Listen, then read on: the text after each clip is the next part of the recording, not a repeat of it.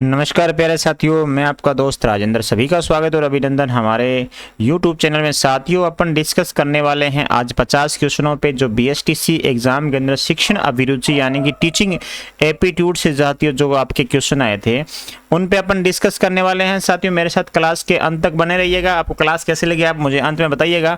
तो पहले क्वेश्चन की अपन शुरुआत करते हैं। बाल्य अवस्था में बालकों की दोस्ती का केंद्रीय बिंदु है। साथियों, बाल्यावस्था में बताना आपको बालकों की दोस्ती का केंद्रीय बिंदु क्या है। तो देखिएगा साथियों, यहाँ पे बौद्धिक एवं शैक्षिक स्तर पर समानता, सामाजिक स्तर पर समानता, परिवार व मित्रों के साथ आदान प्रदान या सहभागिता। तो यहाँ पे जो आपका राइट आंसर होगा वो होगा परिवार व मित्रों के साथ सहभागिता। साथियों, आपको बता दूं कि इस बार जो आपके 50 क्वेश्चन थे उसमें प्रत्येक क्वेश्चन का साथियों आपको बता देता हूँ, प्रत्येक क्वेश्चन का अंक निर्धारित था 3। यानी कि आप सही आंसर करेंगे तभी आपको 3 नंबर मिलेगा। यदि आप गलत आंसर कर देते हैं तो गलत पे साथियों आपको 0 अंक मिलने वाले हैं। तो ध्यान रखिएगा, 3 2 1 0 वाला जो फॉर्मेशन था साथियों वो हटा दिया गया अब की बार। तो आपका थोड़ा सा ध्यान रखें, 3 नंबर आंसर यहाँ पे आपका राइट हो जाएगा।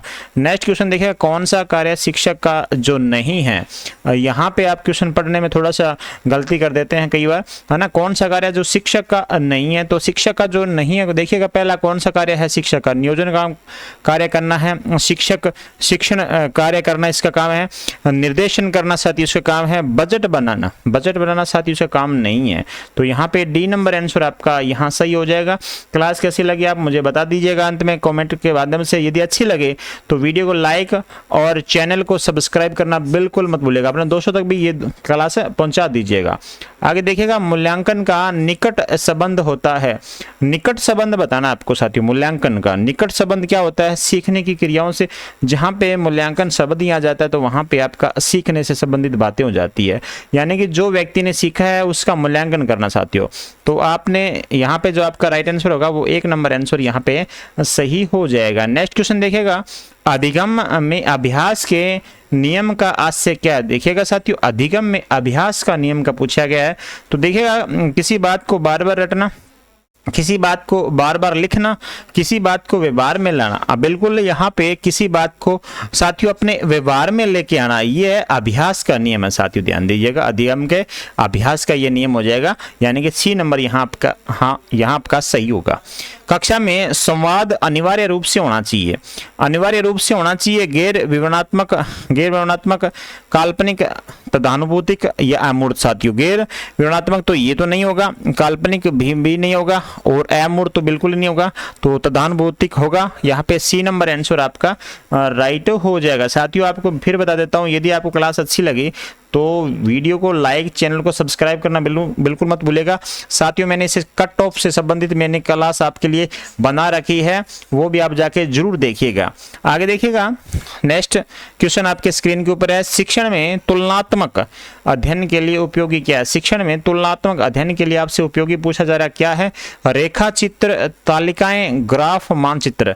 तो देखिएगा, रेखा चित्र में तुलनात्मक अध्ययन नहीं कर सकते, ना तालिका में कर सकते हैं, ग्राफ में कर सकते हैं।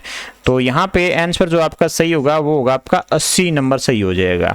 आगे देखिएगा, नेक्स्ट क्वेश्चन, बालक के सामाजिक विकास की तीव्र गति होती है। बालक के सामाजिक विकास की तीव्र गति पूछी गई है। एकल परिवार में, संयुक्त परिवार में, दोनों में या किसी में नहीं। साथियों, जो सामाजिक विकास की जो तीव्र गति होती है वो एक्चुअली क्या होती है? संयुक्त परिवार में होती है। संयुक्त परिवार में ही होती है। एकल परिवार में भी विकास की गति जरूर होती है सामाजिक, ऐसे नहीं होती नहीं है। लेकिन यहाँ पे जो आंसर आपका स्टिक आंसर बैठेगा वो बी नंबर बैठेगा। और देखते हैं बोर्ड क्या मानता है, ये सी मानता है या बी मानता है। हालांकि विकास की गति दोनों में ही होती है। आगे देखिएगा, नेक्स्ट क्वेश्चन, यदि कोई छात्र आपको अपने घर पर आमंत्रित करता है तो आप क्या करेंगे। यदि कोई आपका छात्र, कोई दोस्त है, यदि आपको घर पे आमंत्रित करता है तो आप क्या करेंगे? अवश्य जाएंगे, माता पिता के बुलाने पर जाएंगे, मना कर देंगे या किसी अवसर विशेष होने पर जाएंगे। साथियों, आपको कोई छात्र इन्वाइट करता है अपने घर पे तो आप अवश्य, बिल्कुल ये तो है नहीं कि आप अवश्य जाएंगे। माता पिता की या उनके माता पिता बुलाए तभी जाएंगे, मना कर देंगे ऐसा नहीं है कि तुरंत मना कर देंगे, या कोई किसी अवसर विशेष होने पर ही जाएंगे। बिल्कुल यहाँ पे यदि कोई अवसर विशेष है, कोई त्यौहार है, कुछ और प्रोग्राम है, तभी अपन जा पाते हैं। तो डी नंबर आंसर यहाँ आपका सही होगा। आगे देखिएगा, निम्नलिखित गुणों के समूह में कौन सा शिक्षक के लिए उपयोगी है। यहाँ पे शिक्षक के लिए उपयोगी पूछा जा रहा है। तो शिक्षक के लिए ईमानदारी, ईर्ष्या, ज्ञान, ज्ञान, संयम, विवेक, सहनशीलता, करुणा, प्रभुता, क्षमा, क्रोध, सहयोग। तो देखिएगा साथियों, शिक्षा के लिए उपयोगी है। यहाँ पे पहला ऑप्शन देखिए, ईमानदारी, ईर्ष्या। तो यहाँ पे आपका शब्द आ गया ईर्ष्या। ईर्ष्या तो साथियों शिक्षा में होना नहीं चाहिए। ज्ञान, संयम, विवेक, बिल्कुल ये सही हो रहा है। आगे देखते हैं पहले, सहनशीलता, करुणा, प्रभुता। प्रभुता नहीं साथियों, एक पे किसी का अधिकार नहीं हो सकता, तो ये नहीं होना चाहिए, ऐसा गुण नहीं होना चाहिए। क्षमा, क्रोध का यहाँ पे दिक्कत आ रही है साथियों, तीनों में एक एक है, तो यहाँ पे बी नंबर आंसर आपका सही होगा। तो बी नंबर में ज्ञान, संयम और विवेक का गुण होना चाहिए शिक्षा के अंदर। आगे देखिएगा, नेतृत्व के गुणों का विकास बालकों में इसलिए किया जाता है क्योंकि साथियों, नेतृत्व का विकास किस लिए किया जाता है? आगामी जीवन में श्रेष्ठ नेतृत्व करने के लिए, व्यक्तित्व का विकास कर सके, मित्रता की भावना बढ़ा सके, समाज को समझ सके। तो यहाँ पे क्या करना है? व्यक्तित्व का विकास कर सके। बी नंबर आंसर यहाँ आपका सही होने वाला है।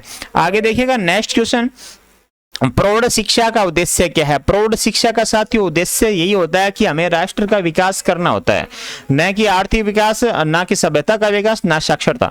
हमें क्या करना होता है? राष्ट्र का विकास करना, तो हमें प्रौढ़ शिक्षा अपनानी पड़ती है। तो यहाँ पे डी नंबर आंसर आपका सही हो जाएगा। आगे देखिएगा साथियों, आप इस चैनल को सब्सक्राइब करते हैं तो आपको निःशुल्क यहाँ पे रोजाना करंट जी की क्लास, इसके अलावा राजस्थान जी की क्लास और यहाँ पे रीजनिंग की क्लासें भी आपको बिल्कुल निःशुल्क मिलती है। तो आप चैनल को सब्सक्राइब करना बिल्कुल मत भूलिएगा। आगे देखिएगा, परिवार एक साधन है।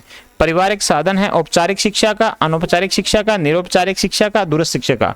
परिवार किसका साधन? साथियों परिवार पूछ रहा है। वैसे अपन बात करें विद्यालय, कॉलेज वगैरह, ये तो क्या होते हैं साथियों? औपचारिक शिक्षा होती है, ठीक है ना।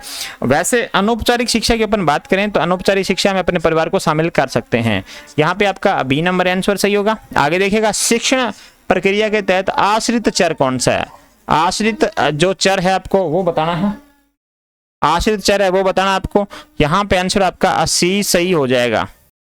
नेक्स्ट क्वेश्चन देखिएगा, शिक्षण की योजना पद्धति होनी चाहिए। शिक्षण की योजना पद्धति कैसी होनी चाहिए? प्रोजेक्ट केंद्रित होनी चाहिए, पुस्तक केंद्रित होनी चाहिए, बाल केंद्रित या शिक्षक केंद्रित? जो शिक्षण की जो योजना होती है साथियों वो बाल केंद्रित, यानी कि बालक को केंद्र के रूप में उसको रखा जाता है, उसके बाद में शिक्षा दी जाती है। तो यहाँ पे बाल केंद्रित हो जाएगी। देखेगा साथियों, बहुत सारे लोगों ने किया होगा शिक्षक, तो ये गलत है हमारा, है ना। ये तीनों तो ऊपर वाले गलत है, तो यहाँ पे सी नंबर आंसर आपका यहाँ सही हो जाएगा। आगे देखिएगा नेक्स्ट क्वेश्चन, वह कारक जो व्यक्ति में कार्य करने के लिए उत्साह बढ़ाता है या घटाता है उसे क्या कहते हैं? कोई कार्य व्यक्ति करता है, इसके लिए उत्साह यानी कि उसको करने की इच्छा, और उसको घटाता है या बढ़ाता है, तो वो अधिगम है, ये स्वधारणा या अभिप्रेरणा? साथियों वो अभिप्रेरणा होती है। क्या होती है?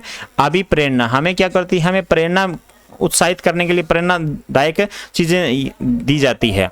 तो ये हो जाएगा आपका सी नंबर आंसर इसका।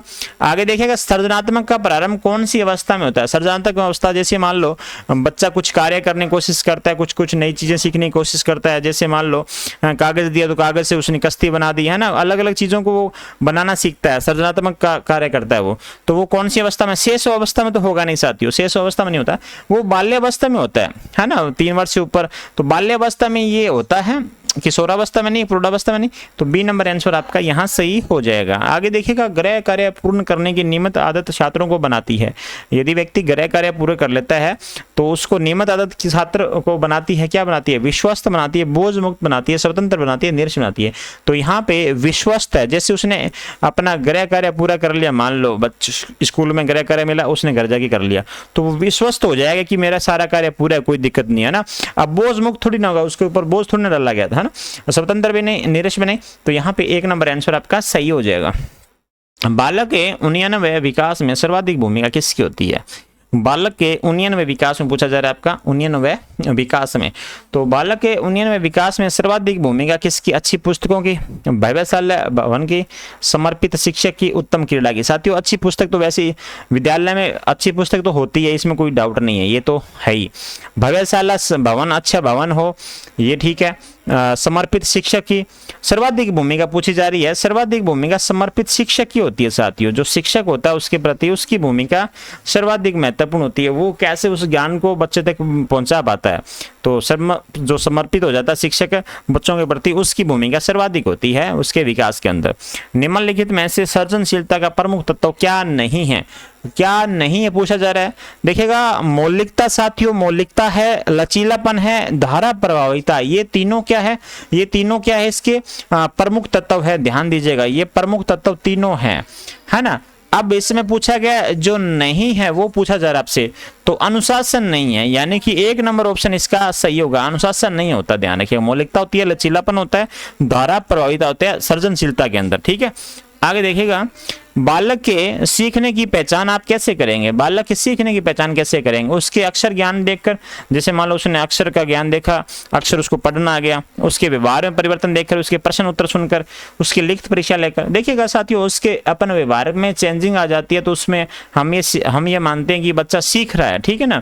तो उसके व्यवहार में परिवर्तन देख के ये माना जाएगा। आगे देखिएगा, नेक्स्ट क्वेश्चन, समायोजन की प्रक्रिया है। समायोजन की प्रक्रिया साथियों बताइएगा, स्थिर है, गतिशील है, मानसिक स्थानापन्न है। तो समायोजन की जो प्रक्रिया होती है वो अनवरत चलने वाली होती है, यानी कि बिना रुके चलने वाली होती है, तो वो गतिशील होती है। ध्यान रखिए, कैसी होती है? वो गतिशील होती है। आगे देखिएगा, शिक्षक मुख्य रूप से किसके प्रति जवाबदेह रहता है? शिक्षक आपको बताना है मुख्य रूप से किसके प्रति जवाबदेह रहता है। तो शिक्षक अभिभावकों के प्रति, बिल्कुल प्राचार्य के प्रति, ये भी है शासक के प्रति। देखिएगा साथियों, यहाँ ये तीनों तो होते हैं, लेकिन मुख्य रूप से पूछा जा रहा है, मुख्य रूप से अपन बात करें तो वो समाज के प्रति व छात्रों के प्रति ही रहता है। मुख्य रूप से किसके प्रति वो जवाबदेह रहेगा? किसको जवाबदेह का रहेगा? समाज व छात्रों के प्रति रहेगा। आगे देखिएगा, शैक्षिक प्रौद्योगिकी उपयोग के फलस्वरूप शिक्षक का कक्षा कार्य वैज्ञानिक हो गया, सरल हो गया, या कठिन हो गया, या बढ़ गया? बिल्कुल साथियों, देखिएगा शैक्षिक प्रौद्योगिकी जैसे ही इसमें शामिल हुआ, उसके बाद में शिक्षक का जो कार्य है साथियों वो सरल हुआ है, ठीक है ना। सरल हुआ, कैसा हुआ? वो सरल हुआ है। वैज्ञानिक, बिल्कुल वैज्ञानिक के साथ साथ वो सरल हुआ है, यानी कि मुख्य ऐसी भूमिका क्या है? सरल की भूमिका है वो, ठीक है ना। बाकी देखते हैं इसके अंदर बोर्ड किसको राइट आंसर मानता है, वैज्ञानिक और सरल दोनों में जो साथियों ने आंसर किया है, देखते हैं बिल्कुल यहाँ दोनों आंसर स्टिक बैठते हैं। बाकी मुख्य किसको मानते हैं वो। आगे देखिएगा, सीसी के मूल कुल कितने समेटिव असेसमेंट किए जाने का प्रावधान है? सीसीई की बात करें तो कुल कितने समेटिव है? 2 हैं, S1 और S2। तो यहाँ पे आपके 2 हो जाएंगे। कितने हो जाएंगे? 2 हो जाएंगे। आगे देखिएगा, सृजनात्मक मुख्य रूप से संबंधित है। सृजनात्मक मुख्य रूप से संबंधित है मॉडलिंग से, अनुकरण से, अभिसारी से, अपसारी से। तो यहाँ सृजनात्मक जो मुख्य रूप से होता है वो अपसारी चिंतन होता है। कैसा होता है? अपसारी चिंतन से संबंधित हो जाएगा, यानी कि डी नंबर आंसर आपका सही हो जाएगा। भाषा किसका माध्यम है? देखिएगा साथियों, आपको क्लास अच्छी लग रही है तो आप चैनल को बिल्कुल लाइक कर दें, वीडियो को लाइक करें और चैनल को सब्सक्राइब करना बिल्कुल मत भूलिएगा। और साथियों सभी को अपने दोस्तों तक अपने ग्रुपों में ये क्लास जरूर शेयर कर दें। भाषा किसका माध्यम है? भाषा वैचारिक स्तर का सहज अभिव्यक्ति का। साथियों जो भाषा होती है वो सहज अभिव्यक्ति होती है, अपने यानी कि अपने दिल की, अपनी भावनाओं की अभिव्यक्ति करना हम भाषा के द्वारा करते हैं। तो बिल्कुल यहाँ सहज अभिव्यक्ति होती है। आगे देखिएगा, नेक्स्ट है, अधिगम की सफलता का प्रमुख आधार क्या? अधिगम की सफलता का प्रमुख आधार है प्रशंसा, नेतृत्व, पुरस्कार या लक्ष्य प्राप्ति की उत्कृष्ट इच्छा। साथियों अधिगम की सफलता का प्रमुख जो आधार है वो है लक्ष्य प्राप्ति की उत्कृष्ट इच्छा होती है। तो यहाँ पे आपका डी नंबर आंसर यहाँ पे सही होने वाला है। आगे देखिएगा, द कंडीशन ऑफ लर्निंग। साथियों द कंडीशन ऑफ लर्निंग नामक पुस्तक किसने लिखी थी? बिल्कुल ये पुस्तकें तो आपको याद ही करनी पड़ेगी, ठीक है। यहाँ पे आप बिल्कुल सोच समझ के आंसर नहीं दे सकते, आपको याद होगा तभी आंसर दे पाएंगे। तो रॉबर्ट गेगने था इसका right answer, B number answer इसका अभी फिलहाल सही है। एक अध्यापक का अनिवार्य व्यक्तित्व संबंधी गुण है। एक अध्यापक का अनिवार्य व्यक्तित्व संबंधी गुण बताना है। उच्च नैतिक चरित्र, छात्रों से प्रेम, शारीरिक और मानसिक स्वच्छता, आलोचनात्मक दृष्टिकोण। बिल्कुल यहाँ ये तो है ही नहीं, डी नंबर तो आप काट दीजिएगा, आलोचनात्मक दृष्टिकोण तो होता नहीं है। अब इन तीनों में आपको छांटना था। तो छात्रों से प्रेम भी है साथियों, शारीरिक और मानसिक स्वच्छता भी है, लेकिन सर्वाधिक पूछा गया है अनिवार्य। साथियों यहाँ पे अनिवार्य क्या होना चाहिए? उच्च नैतिक चरित्र है साथियों। यदि अध्यापक का चरित्र अच्छा होगा तो बच्चे उससे ज्यादा सीख पाएंगे, वो सिखाने में भी साथियों अच्छा रहेगा उसके लिए। आगे देखिएगा, प्रशंसा और निंदा दो ऐसी प्रेरणाएं हैं जो बालक में वृद्धि करती है। प्रशंसा करते हैं और व्यक्ति की निंदा करते हैं साथियों। उसके बाद में बालक क्या करता है, वृद्धि करता है। वो किसकी है, अनुशासन की, शरीर की, सामाजिक प्रेरणा की या उपरोक्त सभी की। बिल्कुल साथियों, यहाँ पे अनुशासन की भी है, शरीर की भी है, सामाजिक प्रेरणा की भी, यानी कि यहाँ पे आंसर आपका डी नंबर सही होने वाला है आपका। आगे देखिएगा नेक्स्ट क्वेश्चन, एक शिक्षक होने के नाते असामाजिक लोगों के साथ आपका व्यवहार कैसे रहेगा। जो साथियों यहाँ पे असामाजिक, जो समाज के साथ में मिलकर नहीं चलते हैं, उसके प्रति आपका व्यवहार कैसा रहेगा। सहानुभूति, बिल्कुल सहानुभूति साथ में आपका नहीं रहेगा, भेदभावपूर्ण भी आप नहीं रहेगा, भेदभाव भी आप नहीं कर सकते। बिल्कुल यहाँ सुधार का साथियों आपका जो दृष्टिकोण है वो आपका यहाँ रहने वाला है। बहुत से बच्चे सोचेंगे सर समानता का है ना, नहीं, बिल्कुल यहाँ सुधार का रहेगा। आपको सुधारने की कोशिश ज्यादा, आप जब भी आपको मिलेंगे तो आप सुधारने की उसकी बातें करेंगे, अच्छी बातें उनको आप बताने की कोशिश करेंगे समाज की, है ना। सुधार की भूमिका आपकी मुख्य रहने वाली है। सृजनात्मक उत्तरों के लिए क्या जरूरी है, सृजनात्मक उत्तर के लिए क्या चाहिए, उत्तरों के लिए हमें साथियों सबसे ज्यादा मुक्त उत्तर वाले प्रश्न चाहिए। क्या चाहिए, मुक्त उत्तर वाले ही प्रश्न हमें यहाँ पे चाहिए होते हैं। छात्रों में नैतिक मूल्य किस प्रकार उत्पन्न किया जाता है साथियों, ये प्रश्न जो है ये आपका डिलीट होने की पूरी संभावनाएं हैं। 100% साथियों ये डिलीट होगा यदि किसी ने डिलीट लगाई तो साथियों। देखिएगा आप कैसे डिलीट होगा, कैसे डिलीट होगा। ये नैतिक मूल्य किस प्रकार उत्पन्न किया जा सकता है साथियों, पाठ्यक्रम के साथ नैतिकता संबंधित करके। बिल्कुल यहाँ पाठ्यक्रम के साथ नैतिकता संबंधित अपने संबंधित करके ये उत्पन्न कर सकते हैं नैतिक मूल्य। महान व्यक्तियों की जीवन गाथा गाकर, बिल्कुल देखो साथियों, महान व्यक्तियों जैसे हैं, जो महान व्यक्ति थे उनकी अपन गाथा गा सकते हैं, उनके बारे में अपन बता सकते हैं ज्यादा, तब भी नैतिक मूल्य उत्पन्न हो सकता है। बिल्कुल ये भी हो सकता है। और सुबह की प्रार्थना सत्र में तो बता सकते हैं, सुबह जैसे मॉर्निंग में प्रार्थना होती है तो वहां पे अपन ये बता सकते हैं, नैतिक मूल्य वहां भी साथियों उत्पन्न किया जा सकता है। नैतिक मूल्य पर केंद्रित फिल्म दिखाकर, यदि कोई नैतिक मूल्य से संबंधित कोई फिल्म है तो बच्चों को फिल्म दिखाएंगे तो उससे भी साथियों नैतिक मूल्य उत्पन्न हो सकता है। ये साथियों अभी अध्यापक भर्ती के अंदर ये प्रश्न पूछा गया था, तो बिल्कुल यहाँ ये संभावना बिल्कुल बनती है डिलीट होने की, तो आप देख लीजिएगा साथियों इसका। आगे देखिएगा, अनुपयोगी प्लास्टिक थैलियों से बालक द्वारा कलात्मक वस्तु का निर्माण करना क्या दर्शाता है। कलात्मक वस्तु साथियों उसका निर्माण करना कहलाता है सृजनशीलता कहलाता है। क्या कहलाता है, सृजनशीलता कहलाता है। शिक्षा जीवन का अंग है, ये कथन किसका है, जॉन डीवी का साथियों। किसका है ये जॉन डीवी का हो जाएगा। आगे देखिएगा, नेता कैसा होना चाहिए, नेता बहिर्मुखी व्यक्तित्व वाला होना चाहिए, अंतर्मुखी नहीं होना चाहिए, जैसे अपनी भावनाओं को अंदर ही अपने समेट ले, अपनी भावनाओं को बाहर की तरफ भेजे साथियों, ये होती है बहिर्मुखी, है ना। तो ये बहिर्मुखी व्यक्तित्व वाला होना चाहिए नेता। आगे देखिएगा, सृजनशील बालकों की विशेषता क्या होनी चाहिए, प्रबल जिज्ञासा, हमेशा जानने की इच्छा होनी चाहिए उसमें। आगे देखो, बुनियादी शिक्षा का विचार के प्रतिपादक कौन है, बहुत बार अच्छा ये क्वेश्चन हर बार एग्जाम में पूछा जाता है बुनियादी शिक्षा वाला, तो बुनियादी शिक्षा साथियों महात्मा गांधी हो जाएगा आज। और आगे क्वेश्चन देखिएगा, आज के वर्तमान मानव की आवश्यकता उत्तम और शानदार चरित्र है, ये कथन किसने दिया था, ये कथन दिया था हर्बर्ट स्पेंसर ने दिया था। किसने दिया था, हर्बर्ट स्पेंसर ने दिया था। नेक्स्ट क्वेश्चन देखिएगा, खेल आधारित विधि किससे, किंडरगार्टन से हो जाएगी संबंधित, ठीक है। तो आज ये सारे क्वेश्चन हमने डिस्कस करे, आपको क्लास कैसी लगी आप मुझे कमेंट के माध्यम से बता सकते हैं। यदि आपको क्लास अच्छी लगी तो आप चैनल को सब्सक्राइब करेंगे और अपने दोस्तों को भी शेयर कर देंगे, ठीक है। तो आगे भी आपने इंग्लिश और हिंदी के जो प्रश्न है वो भी लेकर आएंगे, आप मेरे चैनल को सब्सक्राइब करना बिल्कुल मत भूलिएगा। तब तक नेक्स्ट वीडियो तक सभी को जय हिंद जय भारत।